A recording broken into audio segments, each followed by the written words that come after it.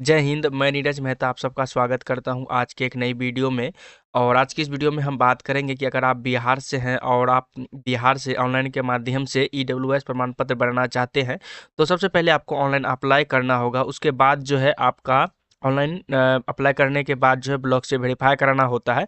उसके बाद ऑनलाइन करते समय भी आपको डॉक्यूमेंट कुछ अपलोड करना होता है। उसके बाद जो आपका 21 से 25 दिन के अंदर आपका बन के आ जाता है। उसके बाद ऑनलाइन के माध्यम से ही जो है आप सब डाउनलोड कर सकते हैं। तो सबसे पहले जो है अगर आपको भी अप्लाई करना है तो अप्लाई करने के लिए बिहार की जो ऑफिशियल वेबसाइट है serviceonline.bihar.gov.in इस वेबसाइट पे आ जाना है। यहाँ पे आने के बाद जो आपका पेज जो है कुछ इस प्रकार से शो करेगा और ये पेज आपका अंग्रेजी और हिंदी दोनों माध्यम में उपलब्ध है। यहाँ पे क्लिक करेंगे तो आप अपने अनुसार जो है लैंग्वेज को बदल सकते हैं। तो यहाँ पे हम हिंदी में ही रहने देते हैं और यहाँ पे एक ऑप्शन आपको मिलेगा ऑनलाइन आवेदन दें और नीचा में एक मिलेगा ऑप्शन लोक सेवाओं का अधिकार की सेवाएं। ठीक, उसके बाद देखेंगे नीचे ऑप्शन मिलेगा सामान्य प्रशासन विभाग, यहाँ पे क्लिक करेंगे। नीचे में आपको आवासीय जाति आय नॉन क्रीमिलियर स्टेट लेवल वाला और सेंट्रल लेवल वाला और यहाँ पे लास्ट में आर्थिक रूप से कमजोर वर्ग के लिए आय और संपत्ति प्रमाण पत्र निर्गमन का ऑप्शन मिलेगा।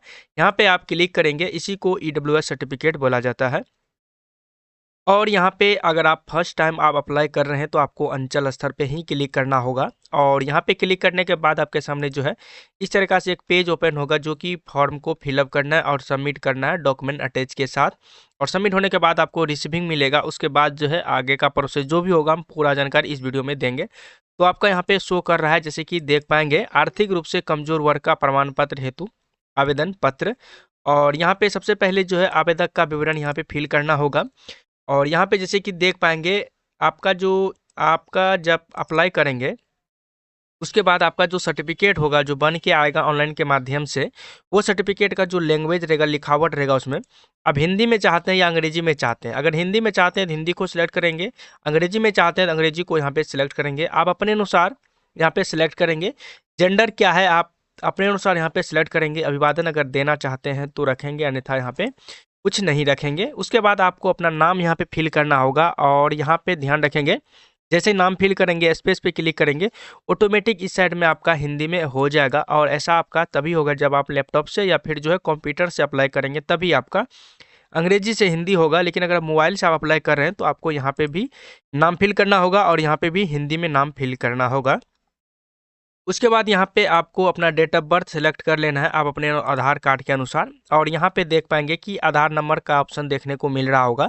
अगर यहाँ पे आप अपना आधार नंबर फिल करते हैं तो आधार में जो भी मोबाइल नंबर लिंक रहेगा उस पर ओटीपी आएगा और ओटीपी के माध्यम से वेरीफाइड होगा, जिसके बाद आपको जो है आधार अपलोड करने का आवश्यकता नहीं होगा। लेकिन कभी कभी ओटीपी आने के बाद भी आधार कार्ड अपलोड करने का जो है ज़रूरत पड़ जाता है।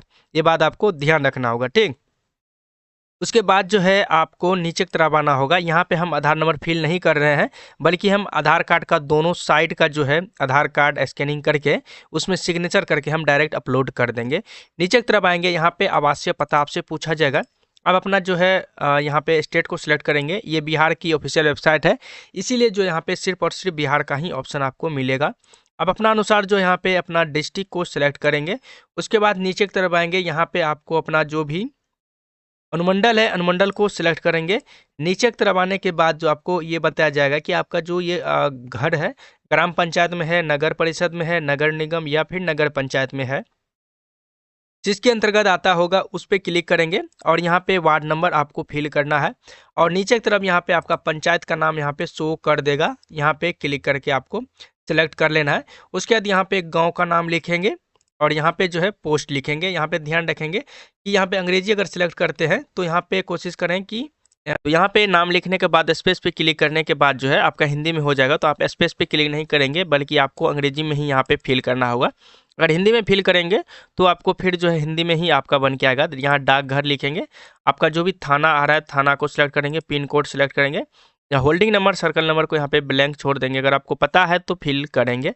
सबसे ज़्यादा महत्वपूर्ण यहाँ पे है कि इन दोनों में से किसी एक ऑप्शन को सिलेक्ट करना है, क को या फिर ख को किसी एक ऑप्शन पर सिलेक्ट करना है। तो इसको कैसे सिलेक्ट करेंगे, इसको सिलेक्ट करने के लिए सबसे पहले आपको ये देखना होगा कि आपका जो जाति है मतलब कि आपका जो कास्ट है वो जनरल है या फिर एससी है या फिर एसटी है या फिर बीसी है या ईबीसी है। ये बात आपको ध्यान रखना होगा। तो यहाँ पे देखिए क नंबर का कहने का मतलब है कि केंद्र हेतु मतलब सेंट्रल अधिसूचित अन्य पिछड़ा वर्ग मतलब कि ओबीसी एवं बिहार हेतु, मतलब कि सेंट्रल पर ओबीसी और बिहार हेतु जो है अनुसूचित अनुसूचित जाति, अनुसूचित जनजाति मतलब एससी एसटी, और यहाँ पे पिछड़ा वर्ग बीसी, अत्यंत पिछड़ा वर्ग ईबीसी की सूचीबद्ध में नहीं है। तो यहाँ पे कहने का मतलब ये हुआ कि कौन नंबर का कहने का मतलब हुआ कि जो ये सेंट्रल पे जो है ओबीसी में और बिहार में जो है एससी एसटी बीसी ईबीसी के अंतर्गत नहीं आते हैं। अगर आप ओबीसी से नहीं आते हैं, एससी एसटी से नहीं आते हैं, बीसी ईबीसी से नहीं आते हैं, तो इसका मतलब हुआ कि आप जनरल से आते हैं। अगर आप जनरल से आते हैं तो आपको यहाँ पे को नंबर को सिलेक्ट कर देना है। अगर आप जनरल से नहीं आते हैं मतलब कि आपकी जाति जो है बिहार में जो है बीसी ईबीसी है, बट आप सेंट्रल पे जब जाते हैं तो आपका जाति सेंट्रल में जो है ओबीसी होता है, तो ओबीसी के अंतर्गत नहीं है। तो मतलब कि आप बिहार में बीसी ईबीसी हैं बट सेंट्रल में जो है आप जनरल में चले जाते हैं, तो ऐसी स्थिति में आपको ख को सिलेक्ट करना है। अगर आप जनरल से हैं तो क सिलेक्ट कीजिए, लेकिन अगर आप जनरल हैं बट सेंट्रल में जनरल हैं और स्टेट में बीसी बीसी हैं तो ख को यहाँ पे सिलेक्ट करिए। ठीक, उसके नीचे की तरफ यहाँ पे आपको अपना जाति सिलेक्ट करना होगा। ठीक, आपका जाति अगर आ रहा है तो ठीक है, अगर नहीं आएगा तो अन्य के ऑप्शन पे क्लिक करके यहाँ पे आपको टाइप करना होगा। तो यहाँ पे आ रहा है तो यहाँ पे फिल कर देंगे। या नेम ऑफ फादर, पिताजी का नाम अंग्रेजी में हिंदी में, यहाँ पे अंग्रेजी में हिंदी में फिल करेंगे। उसके बाद अगर यहाँ पे कोई अपना हस्बैंड नाम लिखना चाहे तो वो लिख सकता है, वाइफ का नाम लिखना चाहे तो लिख सकता है। ठीक, नीचे की तरफ आएंगे, यहाँ पे आपको अपना मोबाइल नंबर और इसमें एक ईमेल आईडी दे देना और इसे ख्याल जरूर से ज़रूर फिल करें, ताकि आपका जो है रिसीविंग नंबर आपका जो मैसेज के माध्यम से आएगा और आने वाले समय में आपको जो ये काम आएगा। उसके बाद आपका यहाँ पे परिवार का जो है कुल आय, मतलब आपका फैमिली का जो मतलब पेरेंट्स का जो अब इनकम है वो कितना है यहाँ पे फिल करेंगे, और आपका इनकम सर्टिफिकेट जो आपने बनाया हुआ है उसमें कितना है वही यहाँ पे फिल करें। और यहाँ पे बताया गया कि आपको अपना एक फ़ोटो अपलोड करना है और फोटो में जो है सेल्फ अटेस्टेड होना चाहिए, मतलब फ़ोटो के ऊपर पर जिसका फ़ोटो है उसका सिग्नेचर होना चाहिए फ़ोटो के ऊपर पे। तो यहाँ पे हम फ़ोटो के ऊपर पे जो सिग्नेचर आपका अपलोड करके यहाँ पे जो है अपलोड करना है। तो चलिए यहाँ पे हम जो है सेलेक्ट करते हैं फ़ोटो को अपलोड। यहाँ पे चलिए हम यहाँ पे जैसे कि देख पाएंगे फ़ोटो को हम यहाँ पे अपलोड कर दिए हैं, और ये फ़ोटो का जो साइज़ रखेंगे वो 100 KB तक रखें, 70-80 100 KB रखेंगे, आपका यहाँ पे ले लेगा। और यहाँ पे ध्यान रखेंगे फोटो के ऊपर पे सिग्नेचर करके आपको अपलोड करना है। नीचे की तरफ यहाँ पे देखेंगे सेल्फ डेकोरेशन का ऑप्शन आ जाएगा, और सेल्फ डेकोरेशन जैसे कि यहाँ पे आप सब पढ़ भी सकते हैं। देखिए यहाँ पे बताया गया है कि मैं घोषणा करता हूँ कि मेरे परिवार की सभी परिसंपत्तियों को जोड़ने के पश्चात जो निम्नलिखित में से किसी भी सीमा से अधिक नहीं है, मतलब कि जो भी परिवार का जो परिसंपत्ति मतलब कि जो संपत्ति है इनकम, उनको जोड़ने के बाद भी जो है यहाँ पे जो है 5 एकड़ कृषि योग्य भूमि या उससे ऊपर, अगर आप 5 एकड़ कृषि योग्य भूमि या फिर उससे ऊपर है तो आप इसके ईडब्ल्यूएस नहीं बना सकते, बट अगर आपके पास 5 एकड़ कृषि योग्य भूमि या इससे ऊपर नहीं है तो फिर आप बना सकते हैं। 1000 वर्ग फीट या इससे अधिक क्षेत्रफल का आवासीय फ्लैट अगर है तो नहीं बना सकते, अगर इससे कम होना चाहिए, मतलब इसमें जो भी बताया गया उससे हमेशा कम ही होना चाहिए, या उतना या उससे ज़्यादा नहीं होना चाहिए। उसी तरीके से जो है अधिसूचित नगर पालिका के अंतर्गत 100 गज या से अधिक का आवासीय भूखंड, अधिसूचित नगर पालिका के इतर मतलब आसपास 200 वर्ग गज या उससे अधिक का आवासीय भूखंड नहीं होना चाहिए, ऐसा इसमें बताया गया है। और ये जो इसका कंडीशन है, और यहाँ पे आपको टिक कर देना होगा, और नीचे की तरफ आएंगे और इस कैप्चर को यहाँ पे फिल करेंगे और यहाँ पे सबमिट के ऑप्शन पे क्लिक करेंगे। कैप्चर को फिल करने के बाद सबमिट करेंगे, उसके बाद नेक्स्ट पेज आपके सामने कुछ इस प्रकार से आएगा। यहाँ पे आपको अपना डिटेल को चेक कर लेना, आपने जो भी फिल किया है वो सारा चीज़ आपका सही होना चाहिए। अगर आप इसमें कुछ भी स्पेलिंग या कोई भी ऑप्शन गलत फिल होता है तो आगे चल के आप इसे सुधार नहीं कर सकते, इसलिए यहीं पे आपको सारा चीज़ जो है चेक कर लेना है। चेक करने के बाद अगर सारा चीज़ सही है तो अटैच के ऑप्शन पे क्लिक करेंगे, अगर कुछ लगे गलत है तो एडिट के ऑप्शन पे क्लिक करके बैक जाके आप सुधार कर लेंगे। यहाँ पे मेरा सारा चीज़ सही है तो अटैच के ऑप्शन पे क्लिक करेंगे, और उसके बाद जो यहाँ पे डॉक्यूमेंट आपको अपलोड करना है।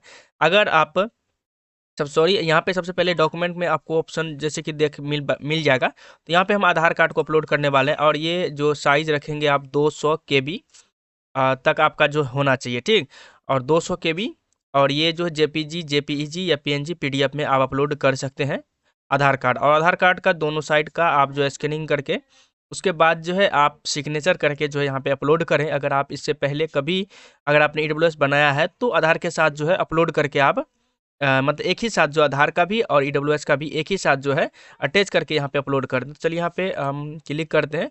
उसके बाद जो है यहाँ पे ऑप्शन पे क्लिक करेंगे, यहाँ पे ओके करेंगे। यहाँ पे देखेंगे मेरा जो साइज़ है वो ज़्यादा है, तो यहाँ पे हम जो है कम साइज़ का जो है यहाँ पे अपलोड कर देते हैं। चलिए यहाँ पे कम साइज़ का मेरा जो है अपलोड हो गया है। चलिए यहाँ पे जो है हट गया, दोबारा से हम यहाँ पे फिल कर देते हैं। ठीक, यहाँ पे जेपीजी वाला फाइल हम जो यहाँ पे अपलोड किए हुए हैं। ठीक, और नीचे की तरफ यहाँ पे जो है आपको सेव का ऑप्शन मिलेगा, तो यहाँ पे आप क्लिक करेंगे। क्लिक करने के बाद जो है नेक्स्ट पेज आपके सामने आएगा, जो कि यहाँ पे आप सब देख पाएंगे। और इसको भी एक बार चेक कर लेंगे, लेकिन अगर यहाँ पे कुछ गलती होता है तो आप यहाँ पे कुछ सुधार नहीं कर सकते। अगर कुछ गलती है तो आप डायरेक्ट कैंसिल करके दोबारा से फिल करना होगा और यहाँ पे ड्राफ्ट संख्या आ जाएगा। और ध्यान रखेंगे ये जो आपका यहाँ पे नंबर शो हो रहा है आपका रिसीविंग में, ये नंबर शो नहीं होगा, वहाँ पे आपका बदल जाएगा। आधार कार्ड के ऑप्शन पे क्लिक करके एक बार चेक कर लेंगे कि आपने जो अपलोड किया है वो सही है आपका। लास्ट में आपको सबमिट के ऑप्शन पे क्लिक करना होगा और सबमिट के ऑप्शन पे जैसे ही क्लिक करेंगे आपका फॉर्म जो है पूरी तरीके से सबमिट हो जाएगा। आपको एक रिसीविंग मिलेगा, रिसीविंग को जो है आपको डाउनलोड कर लेना है। नीचे में आपको डाउनलोड करने का ऑप्शन मिल जाएगा। डाउनलोड करने के बाद रिसीविंग लेके आपको जो है ब्लॉक जाना होगा। तो कितना दिन बाद जाएंगे, जैसे कि आज अगर अप्लाई करते हैं तो 2-3 बाद आप ब्लॉक चले जाएँ और ब्लॉक जब जाएंगे तो आपको रिसीविंग लेके जाना होगा। ये वाला जो आप रिसीविंग आपको साथ में लेके जाना होगा और रिसीविंग के साथ जो है आपको अपना जाति, आय, निवास होना चाहिए और आधार होना चाहिए साथ में। ये आपको लेके जाना होगा वेरिफिकेशन कराने के लिए। अगर ब्लॉक जाके आप वेरिफिकेशन नहीं कराते हैं तो फिर आपका नहीं बनेगा। अगर ब्लॉक जाके वेरिफिकेशन करा लेते हैं तो फिर जो है आपका बन जाएगा। और कभी-कभी जो है ईडब्ल्यूएस बनाने के लिए जाति, आय, निवास और आधार के अलावा जो है कोर्ट से बना हुआ एफिडेविट भी मांगा जाता है। तो आप अगर मांगेगा तो आपको वो भी बना के देना होगा, तभी आपका बन पाएगा। और वेरिफिकेशन कराना ज़रूरी है, अगर नहीं कराते हैं तो फिर आपका नहीं बनेगा, रिजेक्ट कर देगा 21 दिन के बाद। और अगर आप वेरिफिकेशन करा लिए हैं तो उसके बाद आपका बन जाएगा। 21 दिन बाद इसी वेबसाइट पे आपको आना होगा। वापस से इसी वेबसाइट पे आएंगे और यहाँ पे एक ऑप्शन आपको मिलेगा, नागरिक अनुभाग के नीचे एक ऑप्शन मिलता है सर्टिफिकेट डाउनलोड करेगा। यहाँ पे आप क्लिक करेंगे और यहाँ पे आपको अपना जो रिसीविंग है उसमें रेफरेंस नंबर आपको मिल जाएगा EWSCO करके, और इस नंबर को फिल करेंगे, अपना नाम फिल करेंगे और इस कैप्चर को कॉपी करके यहाँ पे पेस्ट करेंगे। डाउनलोड सर्टिफिकेट के ऑप्शन पे क्लिक करेंगे, आपका डाउनलोड हो जाएगा।